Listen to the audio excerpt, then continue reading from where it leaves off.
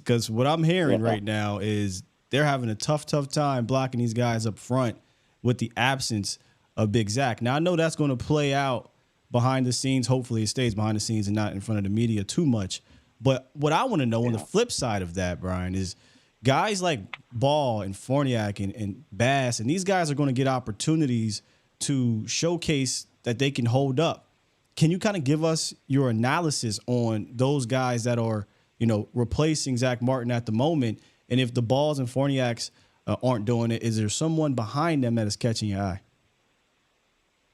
Well, this is a mess right now, and I'm not going to lie to your listeners. It's a mess, and there's a lot going on here behind the scenes, and it's interesting to see the approach that Zach has taken, and it's interesting the approach that the Cowboys have taken. And I didn't feel like first off, let me say this. I don't think that Zack Martin wants to be sitting out of practices and being away from his teammates and potentially missing games and all that.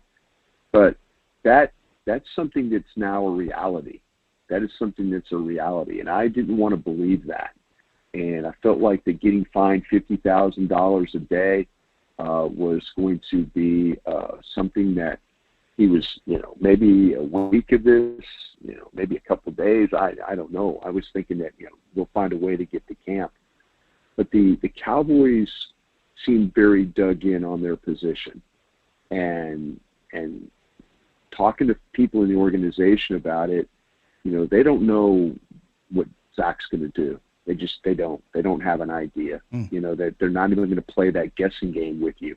Because every day I walk up to somebody that would know, or a couple people that would know on the practice field, and they just look at me and they just kind of shrug, And so I think that what's going to happen here is it's going to be a matter of, does Zach want to miss game checks? Is he that dug in to miss game checks? But I will say this, Scott, my biggest fear is something happens to Tyron Smith.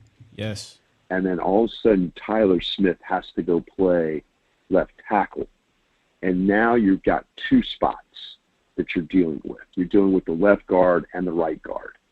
And I'm going to say this, I think Matt Farniak has done a decent job. I think, for us to sit there and act like that everything's okay with Zach being out and we'll find a way to get it done and da-da-da-da-da, I think that's kind of fool's gold, to be honest with you. But, he is the number one candidate for that right guard spot if something doesn't materialize with Zack Martin. He struggled last year, B. He struggled. Yeah, and that's the situation you're in, because Zack Martin and Terrence Steele work very well together. Mm-hmm. And I'm just going to tell you this, man.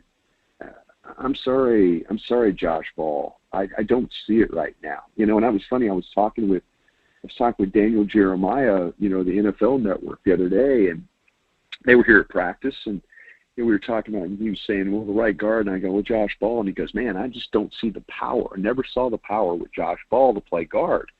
And, Adoga's had his problems at, a couple of tackle spots. Maybe he's better at a guard, but, they've tried TJ Bass. They've tried TJ Bass, and there's been some decent play, but not nearly good enough to where you need to be. I kind of felt like, well, maybe he'll step up, but they are really struggling with that spot. And it's clear, when you watch Dak go back to pass and that right side and say Steele's not in there, but, there's like a Doga and Ball. It doesn't. I mean, Dak is kind of taking the snap, setting up, and then having to move because the rush is on top of him. So this is a game of who will blink first. Mm-hmm. And just kind of listening to Cowboys talk about it a little bit, they're dug in on this one. They realize that, like, hey, we made you the highest paid offensive lineman or inside interior lineman several years ago.